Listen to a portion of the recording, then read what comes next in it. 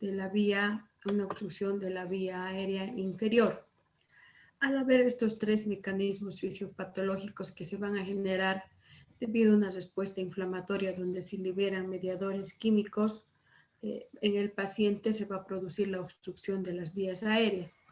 La obstrucción de las vías aéreas genera diferentes tipos de mecanismos fisiopatológicos que al terminar pueden ocasionar una alta mortalidad debido a la acidosis metabólica que va a tener el paciente. Primero será respiratoria y luego va a ser una acidosis de tipo metabólica o una acidosis mixta.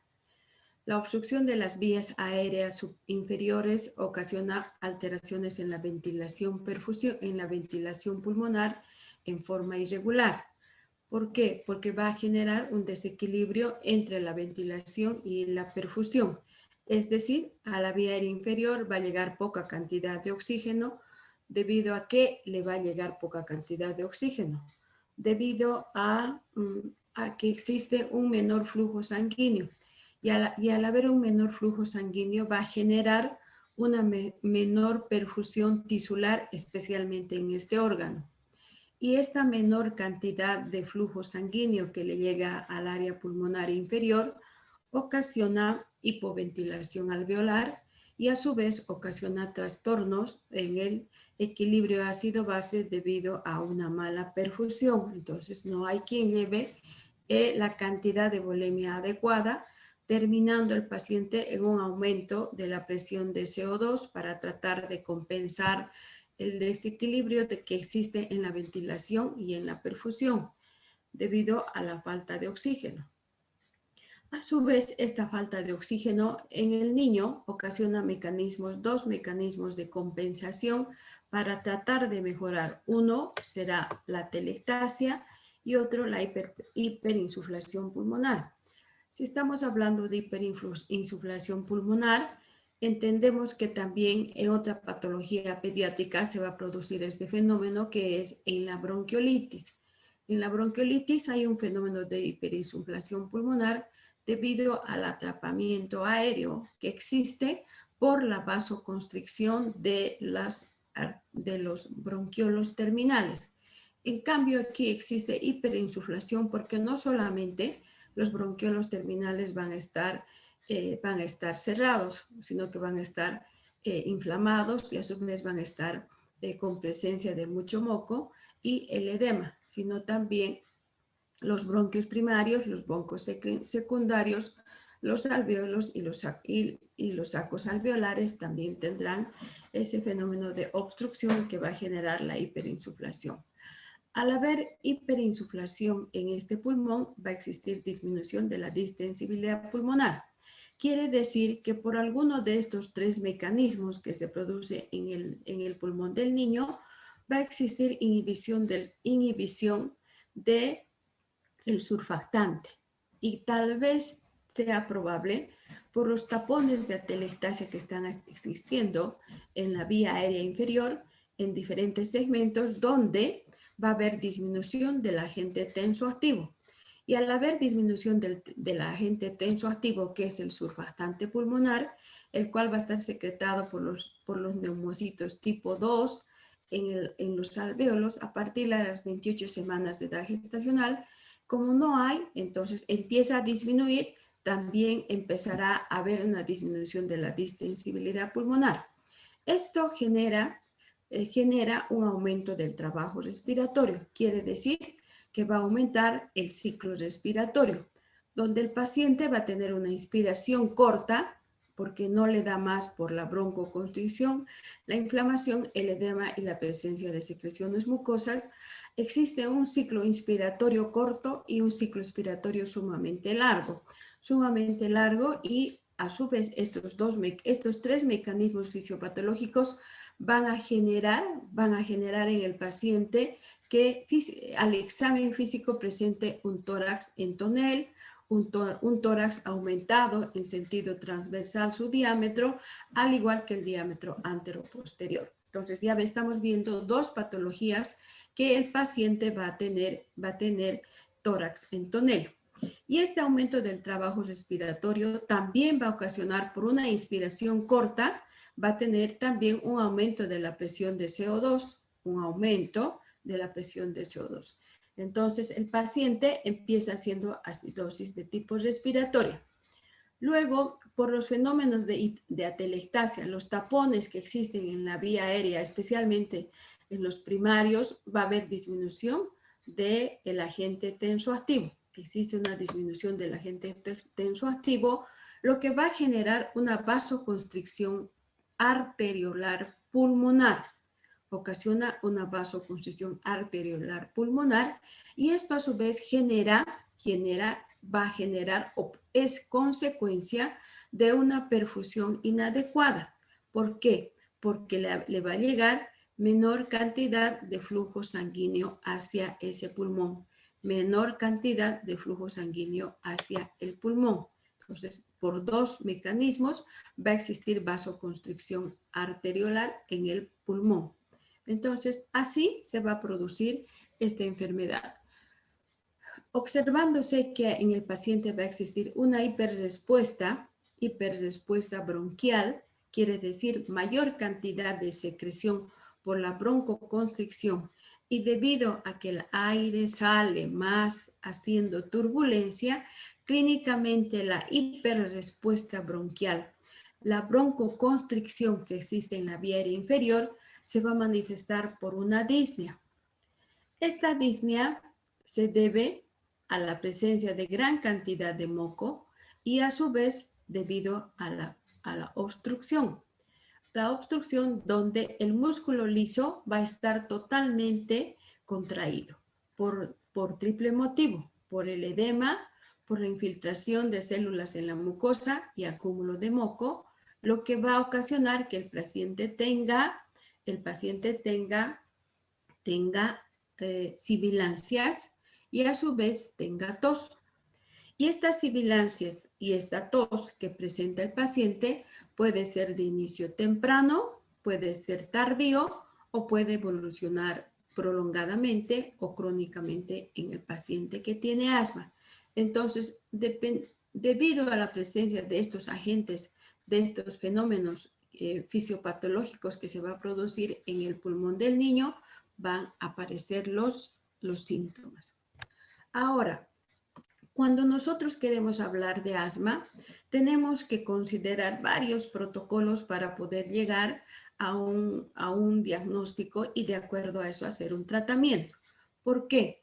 Porque el tratamiento va a diferir dependiendo de la intensidad de los síntomas que el paciente pueda presentar.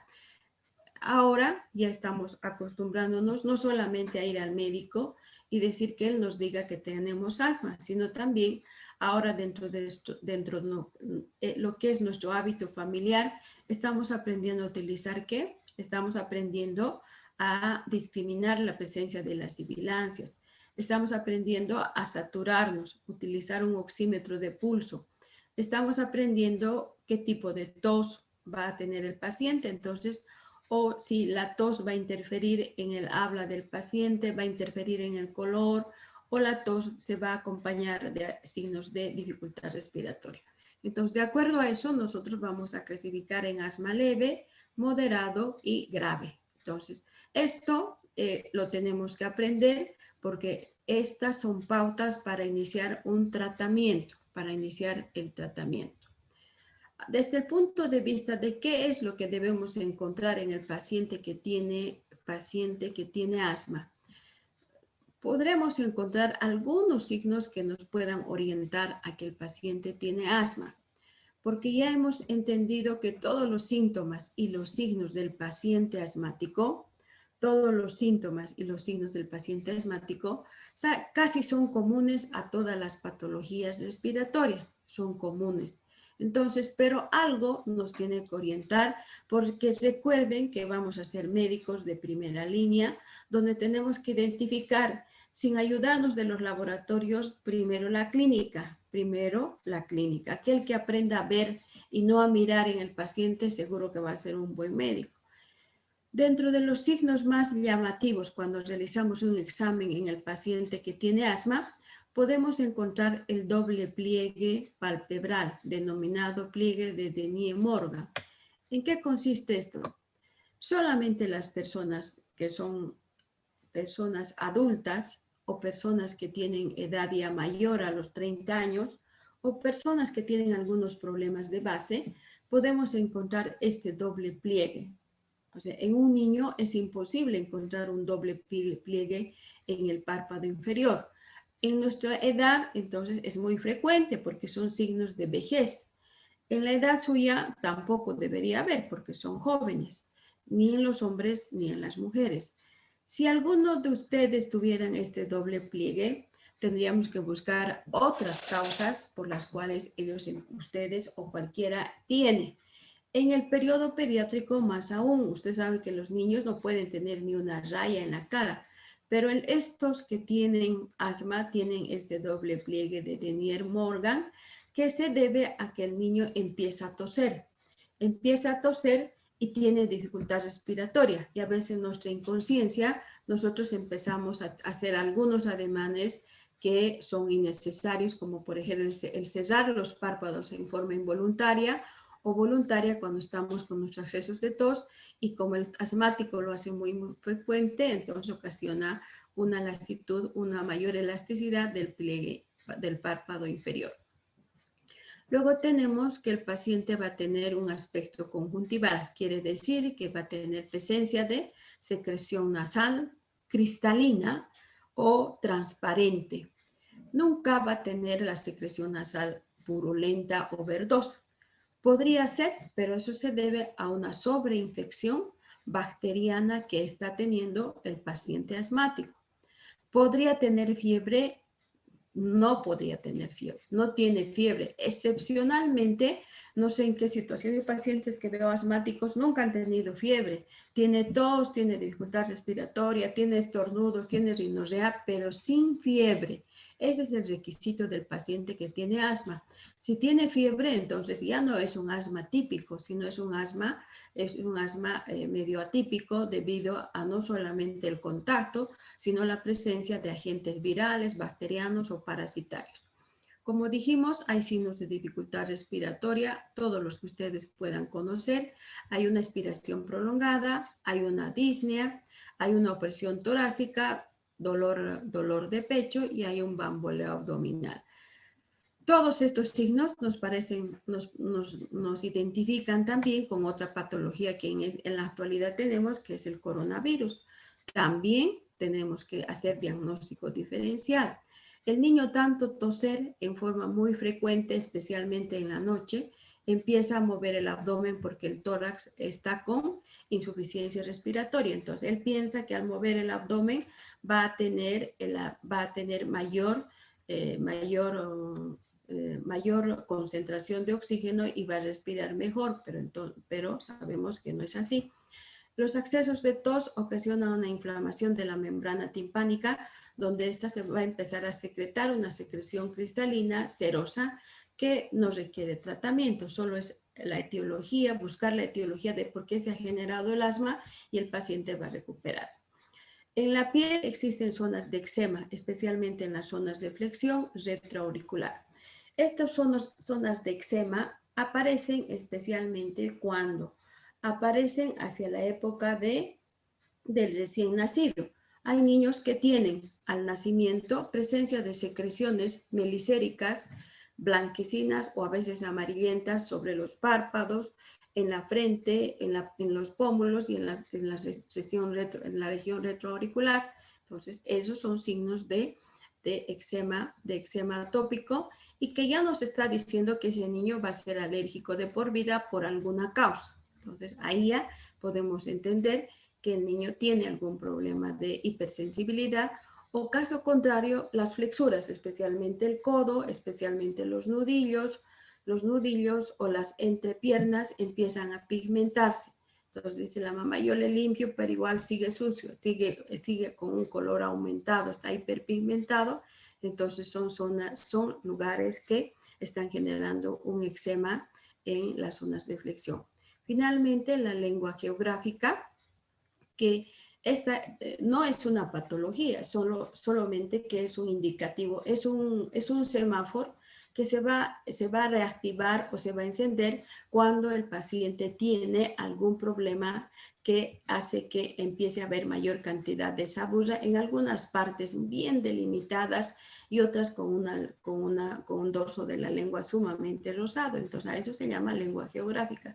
Más bien que es la lengua que nos está diciendo que el niño va a tener un problema, pero que eso tampoco requiere tratamiento. Y el niño tanto que hace tos, que tiene tos y tiene accesos de tos, tiene secreción nasal, entonces empieza a replegar las alas de la fosa nasal, empieza a levantar el tabique nasal y genera también otro pliegue, que es el pliegue nasal. Este pliegue que se va a observar en el paciente pediátrico.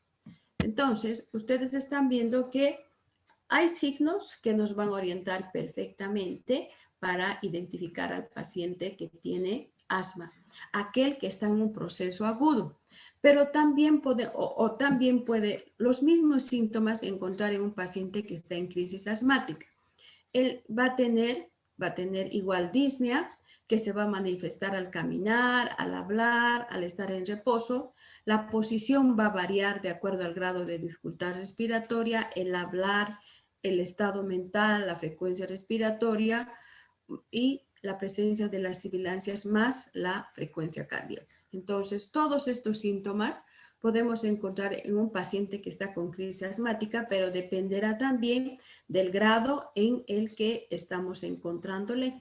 Y eso, o sea, ¿para qué les estoy dando esto, por ejemplo? ¿Para qué les estoy dando esto? Para que en base a esto ustedes hagan un tratamiento y también en base a la presencia de la crisis asmática, en qué grado está, ustedes tienen que hacer tratamiento. Encontrados los síntomas y los signos, tenemos que hacer un diagnóstico. El diagnóstico se basa especialmente en el protocolo que utiliza GINA, que nos dice que tenemos que tomar en cuenta los patrones de recurrencia de la enfermedad, los antecedentes familiares y personales de atopía y respuesta al tratamiento asmático que pueda ser positivo o pueda tener recaída. Algunas veces cuando estamos haciendo tratamiento se observa que hay recaídas debido al contacto con alergeno. Le digo, señora, su niño a partir de ahora tiene que alejarse de los animales, de los polvos, de los alimentos enlatados, embutidos, pero lo primero que hace es eso. Y eso va a ocasionar mayores problemas en el paciente. Por lo tanto, tenemos que siempre alertar a la mamá, tenemos que alertar para que ella tome las conductas de recaudo en el hogar del niño, porque siempre va a venir la crisis asmática o empezar un periodo agudo de enfermedad por el entorno familiar. Entonces, y por eso, entonces, cuando vamos a empezar a pedir exámenes complementarios casi de rutina y para saber cuál es la etiología de la presentación del asma. Cuando los síntomas empieza a toser, empieza a tener sibilancias, entonces síntomas van a persistir o son graves. Cuando hay una falta de respuesta al tratamiento y cuando hay dudas diagnósticas, entonces tenemos que tomar nomás nuestros recaudos ante la solicitud de realizar exámenes complementarios de toda índole. Ustedes ven que en este paciente que tiene asma, tenemos que hacer una serie de exámenes complementarios para poder llegar a un diagnóstico. El diagnóstico primero será la valoración clínica. Los síntomas que hemos mencionado son fáciles de identificar porque va a tener la tos, la sibilancia, la opresión torácica, va a tener signos que nos puedan orientar y que vamos a realizar luego una historia clínica donde podemos encontrar lo poco que nos podía ayudar y a su vez tenemos que buscar los antecedentes epidemiológicos de factores predisponentes o factores determinantes o caso contrario si hay una génesis en la producción debido a la presencia de un factor genético. Luego, el segundo examen de diagnóstico tenemos que hacer es la valoración funcional. ¿En qué consiste en realizar la valoración funcional? Sirve para confirmar el diagnóstico, sirve para determinar la gravedad de la enfermedad, Sirve para monitorizar la evolución y saber qué tipo de respuesta está dando frente al paciente que hemos iniciado. Entonces, para eso utilizamos, pero esta es una prueba que se realiza a partir de los 5 años hacia adelante o los 6, cuando el paciente nos pueda obedecer lo que le vamos a decir. ¿Qué tenemos que decirle? Primero que haga una inspiración profunda, lo más que pueda, y luego que sople a través del espirómetro para identificar, o sea, tiene que inspirar, tiene que meter aire lo más que pueda y luego tiene que expirar en un aparatito que se llama espirómetro, dependiendo de la tecnología. Hay unos muy simples como un tubo, hay otros conectados a una computadora, a un monitor donde ya nos da todo esto lo que queremos saber. Entonces vamos a saber la capacidad vital forzada, que es el máximo de aire que pueda ser expirado de forma forzada. Entonces inspiramos y luego expiramos lo más que podamos. O sea, no estamos haciendo en forma espontánea, sino que estamos forzando al pulmón a ver cuánto va a ser nuestra capacidad pulmonar total, es decir, cuánto de presión inspiratoria máxima vamos a generar al expirar en el espirómetro, al expirar, al botar el aire en el espirómetro. Y luego también vamos a poder determinar el volumen expiratorio máximo en el primer segundo. Entonces, la máquina o el espirómetro que es simple va a lecturar. Y aquí tenemos los grados. O sea, es comparar, el espirómetro va a marcar cuando sea uno manual o sea uno de tecnología de punta, donde fácilmente va a captar, y aquí están los grados de obstrucción. Normalmente dice, la función pulmonar debe estar en 80% y la presión inspiratoria máxima debe ser mayor al 60%. Entonces, ya cuando vemos que el paciente tiene algún problema, vemos que estos valores se van a ir alterando. Esta prueba de espirometría se hace en un niño grande a partir de los 5 a 6 años de vida. Pero si el niño no puede expirar, no podemos hacer, y es pequeño, entonces podemos utilizar otros métodos donde la máquina va a captar lo poquito que pueda hacer. Uno es la plestimografía corporal, otro es la oscilometría por pulsos, o sea, dos formas de cómo el niño va a poder, o sea, con el simple contacto y capture una mínima cantidad de lo que el niño va a respirar o va a expirar, ya puede lecturar estas máquinas, porque ya son más sensibles en los niños que no nos pueden obedecer. Pero a su vez, en todos tenemos que ver la respuesta que está generando el tratamiento. Tenemos que saber cómo estamos haciendo el tratamiento cuando hemos identificado un proceso agudo, una crisis asmática o una crisis de evolución prolongada. Y para eso también existen otras pruebas, que es la prueba de broncodilatación, donde le vamos a colocar terbutalina, salbutamol, y vamos a ver cómo va a responder ese paciente. ¿Y para qué hacemos estas pruebas? Para saber si hemos broncodilatado o hemos relajado al músculo bronquial. Entonces, las pruebas que realizamos posterior al tratamiento se llaman pruebas de broncodilatación o pruebas de hiperrespuesta bronquial al tratamiento.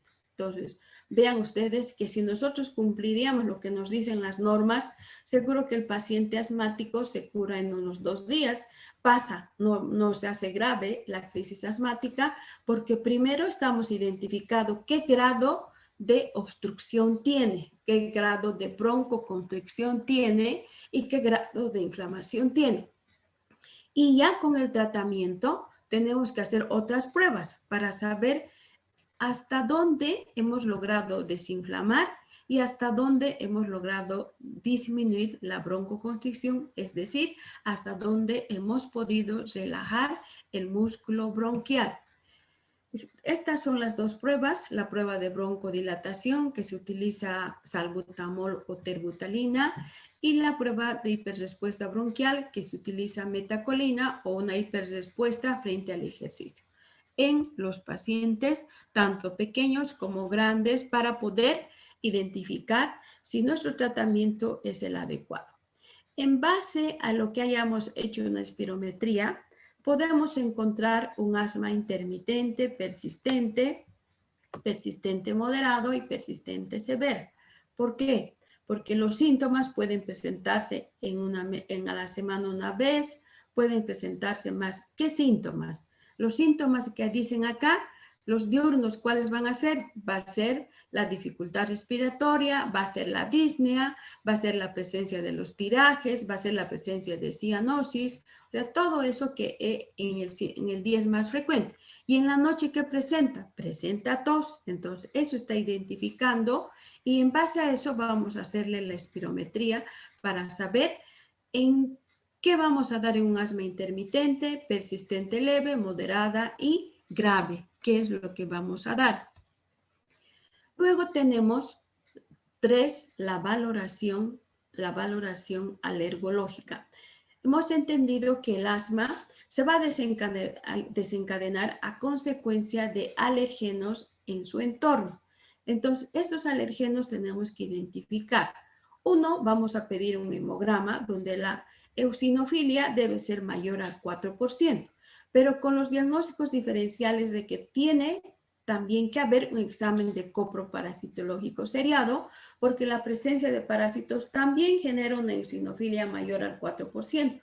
Entonces, para descartar, tenemos que pedir prueba de coproparasitológico seriado para ver que ese niño no tenga parásitos. Y si tiene, entonces esta eosinofilia no vamos a saber de dónde viene, si es del contacto con el alergenio o si es del contacto con los parásitos.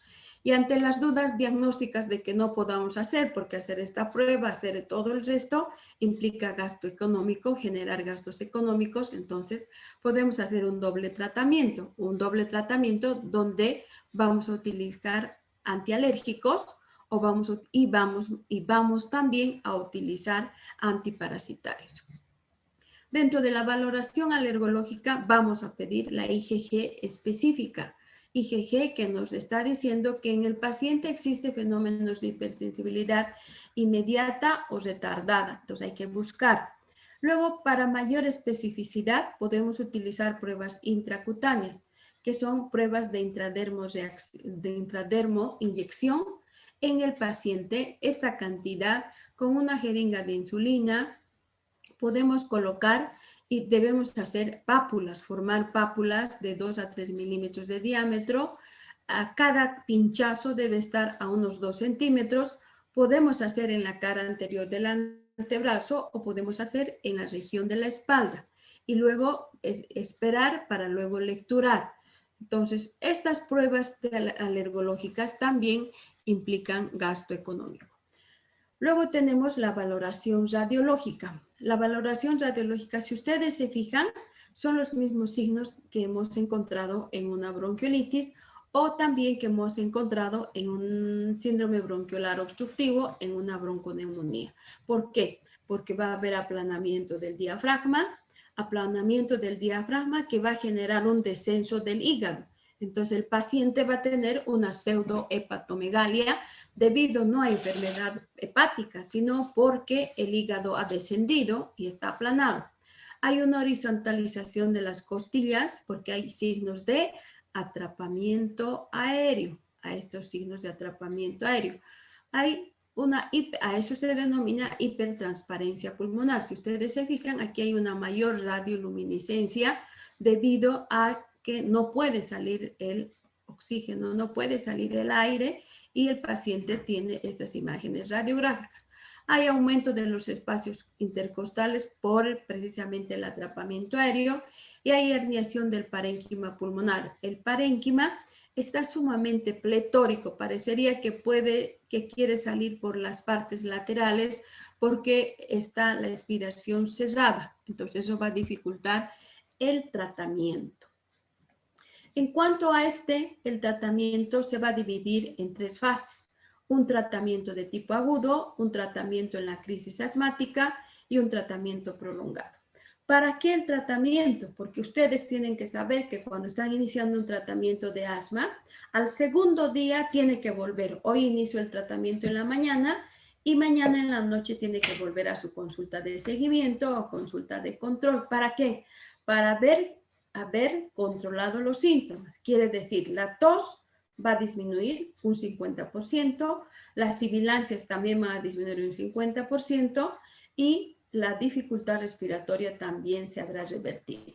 El tratamiento tiene la finalidad de controlar los síntomas, prevenir las exacerbaciones, es decir, las complicaciones, mantener una función pulmonar adecuada, porque lo que estamos haciendo con el tratamiento es disminuir la inflamación y la broncoconstricción y la hiperrespuesta bronquial. Cercanas a la normalidad deben llegar la función pulmonar, pero sabemos que si hacemos un buen tratamiento no va a ser cercana, sino que va a ser la óptima, pero si no, va a ser inadecuada. Luego, lograr una actividad normal del paciente, que incluya una actividad física. Quiere decir que con el tratamiento al niño le tenemos que insertar en su actividad social cotidiana. Y cuando está en crisis o cuando está en proceso agudo, el niño más bien lo que hace es retirarse de ese entorno y quedar solo en su habitación o con los familiares hasta que mejore los problemas que tiene. El tratamiento consiste también en evitar los efectos adversos. Evitamos los efectos adversos que va a ser, por ejemplo, la telectasia, que va a ser, por ejemplo, un tórax en un tonel que va a persistir, que va a ser, por ejemplo, que el paciente no solo termine en atelectasia, sino también en fibrosis pulmonar debido a que no hemos podido eliminar la gran secreción de mocos, entonces se adhieren las paredes de los bronquios debido a la presencia de fibrina y se cierra. Luego, prevenir las limitaciones en el flujo aéreo. Eso implica que en nuestro tratamiento tenemos que utilizar medicamentos que disminuyan la broncoconstricción y medicamentos que disminuyan la inflamación. El tratamiento agudo consiste en administrar agonistas beta-adrenérgicos de acción corta. ¿Para qué? En realidad todos estos tienen una función: relajar el músculo liso bronquial, relajan el músculo liso bronquial y a su vez mejoran la ventilación pulmonar. Estos son agonistas beta 2. De preferencia se utiliza la vía inhalatoria. Podemos utilizar también los anticolinérgicos, que también van a tener la misma función, de preferencia la vía inhalatoria. Cuando vemos que no está dando resultado estos primeros, entonces podemos recurrir a las metilxantinas que vienen vía endovenosa u oral, que es la teofilina y la aminofilina. Y de acuerdo a los laboratorios que hemos encontrado, utilizaremos los glucocorticoides, los antialérgicos que vienen, que el más específico de acción prolongada que va a estar sostenida durante todo el tratamiento es el ketotifeno. Podemos utilizar, si no mejora todo esto, glucocorticoides. Podemos utilizar vía endovenosa, la prednisona, la hidrocortisona y el deflazacor. Podemos utilizar, siempre y cuando estemos en una fase aguda llegando a grave. También nos podemos apoyar de utilizar un glucocorticoide vía inhalatoria, pero ustedes van a poder encontrar en el comercio que existe salbutamol con fluticasona. Existe. Salbutamol existe con beclometasona, o sea, corticoide, o sea, un antiinflamatorio con un broncodilatador, eficaz para el tratamiento que estamos queriendo instaurar. Luego, el tratamiento de acción larga. Esto vamos a utilizar cuando el paciente aún persista con síntomas, o sea, los beta-adrenérgicos, estos medicamentos, los beta-adrenérgicos de acción corta, los anticolinérgicos, las metilxantinas, los antialérgicos y los glucocorticoides, vamos a administrar cuando el paciente esté en fase aguda de la enfermedad, cuando recién haya presentado todos los síntomas que hemos mencionado. Pero si a pesar de haber pasado la primera semana el paciente sigue teniendo, entonces podemos utilizar beta-adrenérgicos de acción prolongada más glucocorticoides. Estos dice que pueden ser en forma inhalatoria también. pueden ser en forma inhalatoria, pero separados.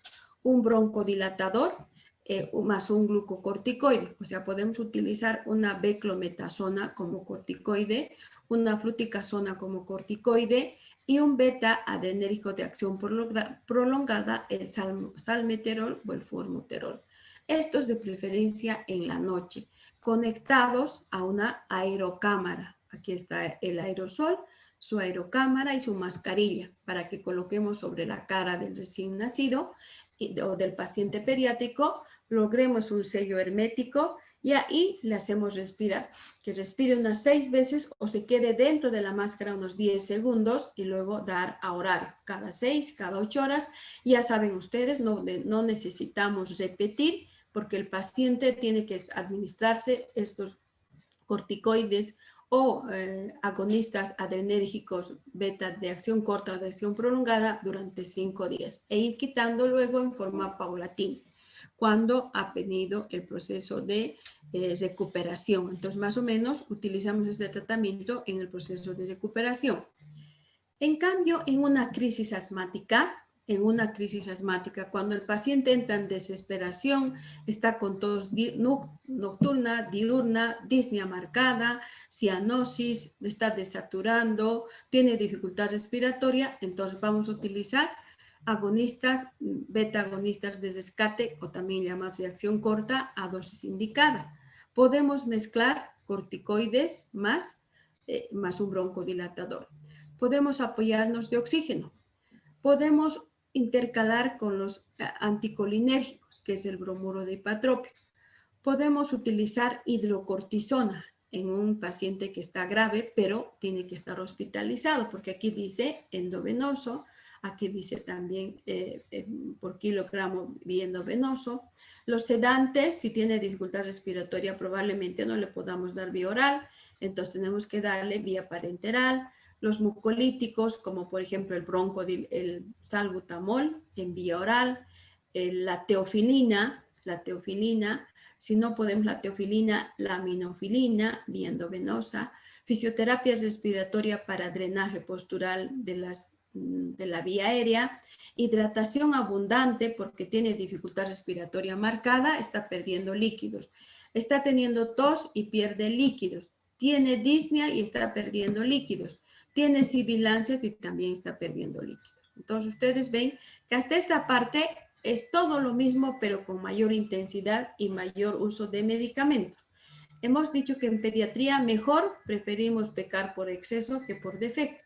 El uso del antibiótico estará restringido cuando hay sobreinfección y ha pasado el tiempo, por ejemplo, del periodo agudo. Entonces estaba bien nomás yendo con su enfermedad, de pronto empeora. Entonces el de pronto empeora es una crisis asmática y luego tenemos que darles líquidos. Entonces a veces conviene nomás hospitalizar. Esto es lo mismo donde de acuerdo a la intensidad nosotros vamos a utilizar lo que nos dicen las normas. Un broncodilatador vía oral, un glucocorticoide vía inhalatoria, podemos apoyarnos de un broncodilatador vía oral, podemos acompañarnos de un glucocorticoide vía oral, podemos acompañarnos de un antialérgico vía oral o de acuerdo a la presencia de alergenos que el paciente tiene. Entonces, el tratamiento lo vamos a hacer dependiendo de cómo estamos encontrando y dependiendo de nuestras tablas. En algunos países, por ejemplo, tratan de acuerdo, primero, si hay patología de base. El nivel 1, cuando está empezando, no hacemos nada, solo hidratamos, retiramos los alergenos y el nivel 2, corticoides. Ya, lo mismo que acabamos de decir, pero ¿en base a qué?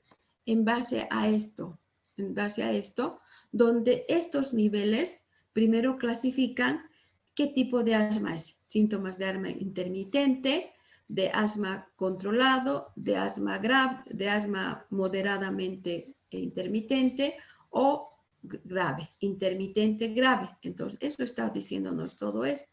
De acuerdo a lo que encontremos o de acuerdo a esta casilla, vamos a hacer escalón 1, escalón 2, escalón 3, escalón 4 en el paciente que tiene asma. Entonces, eso es lo que nos está diciendo esto, que lo mismo, acá tenemos los medicamentos que ustedes pueden apoyarse en cuáles son los beta de negociación corta, cuáles son de acción larga, los anticolinérgicos.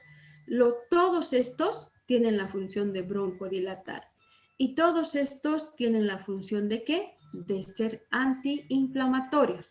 Entonces, están viendo que, o sea, reunir los dos, broncodilatador más antiinflamatorio, vamos a tener éxito en nuestro tratamiento. Un nuevo medicamento que está de moda son los antileucotrienos. Pero el tratamiento con el uso de estos es de uso prolongado, más o menos unos 3 a 4 meses. ¿Cuáles son los antileucotrienos? Como por ejemplo el Montelukast. Este es un medicamento que lo tenemos que utilizar por largo tiempo, aproximadamente unos 3 meses. Entonces va desinflamando la vía aérea. El problema que es caro, 2 comprimidos al día que tienen que tomar aproximadamente son unos 18 a 20 bolivianos, dependiendo de la marca. Y finalmente, para no tener asma, lo único que tenemos que hacer es la prevención. La prevención de todo lo que entra en contacto con el niño. Retirar a los animales, retirar el polen, los polvos que emanan los árboles, que son foco de presentación de asma en los niños, los ácaros que están en el domicilio, en los cobertores, los enlatados que no pueden estar, los insectos, los animales que son la primera fuente de infección de los pacientes. Esto que ya sabemos que genera asma en un 60%, entonces habremos controlado la infección. Entonces, con esto hemos terminado asma. Y quiero hacerles una pregunta a todos ustedes. Con eso hemos terminado lo que es asma y están viendo ustedes que solamente hay que saber el protocolo de todo lo que vamos a ir manejando de acuerdo a los grados que encontremos. Cuando ustedes vayan a trabajar en primer nivel van a ver que existen las tablitas. Las tablitas donde dice, bueno, es un asma intermitente de acuerdo a lo que encuentren, entonces empezaré a hacer inhalación vía glucocorticoide, inhalación vía broncodilatador. Si con eso no revierte, entonces identificamos la causa. Si, digamos, ha estado con los animales, aumentaremos un antialérgico, pero si no da resultado, el antialérgico podemos inyectar. Si no da resultado, recurrimos a los corticoides vía oral, y si eso no está dando resultado, entonces seguro que no es un asma leve ni moderado, sino es un asma grave que vamos a utilizar en el paciente pediátrico. Entonces, con eso hemos terminado lo que es asma hacia grandes rasgos, que se va a complementar con su libro. Ahora quiero hacerles una pregunta, joven. No, quiero comentarles. El día 3 de octubre, ustedes tienen examen de reumatología. ¿Con qué docente tienen examen de reumatología, jóvenes? Con la doctora Parra, doctora. ¿En qué horario tienen? Aún no se ha definido el horario todavía. Ya. Supuestamente estaba el curso de reanimación. Lamentablemente no tenemos tiempo, no tenemos en realidad horas para la práctica pediátrica, no tenemos horas. Y como no tenemos horas, entonces tenemos que ponerse en alguna parte, y ha sido los sábados por consenso de todos. Para ustedes y para nosotros es una gran dificultad que deberíamos obviar como el resto y decir, bueno, no avancemos y punto, pero no es nuestra dirección de pediatría que vamos en ese rumbo. No es que hacemos porque queremos o porque sí tenemos que ganar. Podemos ganar nomás cualquier dinero en cualquier lugar y no pasa nada, pero tenemos que cumplir el rol de docente y, al igual que ustedes, el rol de estudiantes. Entonces son temas bastante poquitos que estamos avanzando, y muy light, o sea, muy superficial, y ustedes se están dando cuenta que estamos acortando los temas para que no entren en conflictos de mucho estudio. Pero yo pienso que les estamos haciendo mucho daño porque cuando vayan a hacer la residencia, diario necesitan leer 8 a 10 hasta 11 horas. Leyendo así van a aprobar van a aprobar la residencia. Leyendo 2 horas van a estar 3, 4, 5, 7 años intentando entrar y no van a poder porque no se están mecanizando desde este momento. Pero ese no es el motivo, sino que hemos visto que ya le he pasado a su compañero, a Freddy, para que les pase el libro de la reanimación neonatal. Entonces, como ustedes tienen examen el día sábado, que había sido 3, entonces no podemos hacer el examen. Y también los otros alumnos van a dar examen de pediatría. Yo pienso que el miércoles es el 3, 4, 5, 6, 7 de octubre, entonces tampoco pueden dar examen. Ahora no sé en qué estará desde su situación, estarán revisando, estarán pidiendo que se les arregle, no sé, yo he dejado ahí. Pero con el otro grupo ya voy a tomar examen el día miércoles. Por lo tanto, ustedes más los otros, tienen que empezar la reanimación. Tenemos la venia de las dos autoridades, nos hemos reunido, les hemos preguntado dónde va a entrar esa parte, entonces se ha consensuado que van a ser los sábados. No va a ser muy complicado porque ustedes necesitan lo básico y lo básico les vamos a dar en un pretexto. Ustedes tienen que leer para el 10 y para el 11 porque no podemos alargarnos más porque van a ser 8 temas. Hemos recortado inclusive para que no lean los otros temas, el 9, el 10 y el 11, que más o menos son importantes, pero creo que para el médico general no lo es tanto así. Entonces, el 10 les estoy diciendo para que tomen los recaudos. No hemos limitado nosotros en no darles el texto. Entonces, les hemos pasado el texto, deben leer la unidad, la lección número 1, deben leer la lección número 2, deben leer la lección número 1, la lección número 2, se van a matricular en una plataforma especial donde ustedes van a dar el examen, el pretest, van a ver la presentación, luego van a ver la clase práctica que va a dar el docente y luego el post-test. O sea, es así en todo el mundo, entonces nos tenemos que adecuar a lo que dice, a lo que dicta la Academia Americana de Pediatría y la Academia del Corazón, que nos está dando el protocolo del texto. Entonces no podemos obviar lo que ellos hacen, los expertos hacen así, pues nosotros pinches tenemos que seguir haciendo también lo mismo para llegar a un buen conocimiento de lo que es la reanimación.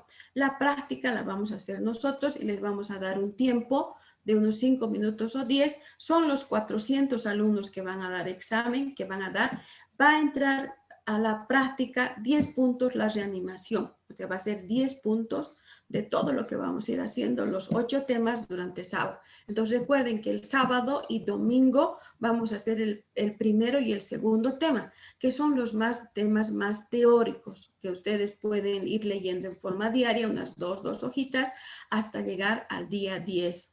Va a haber una persona que les va a controlar las entradas, les va a encontrar las salidas. Se salieron de la plataforma, se salieron más. Ya no pueden volver a entrar porque no es nuestra plataforma, es una otra plataforma que la estamos comprando precisamente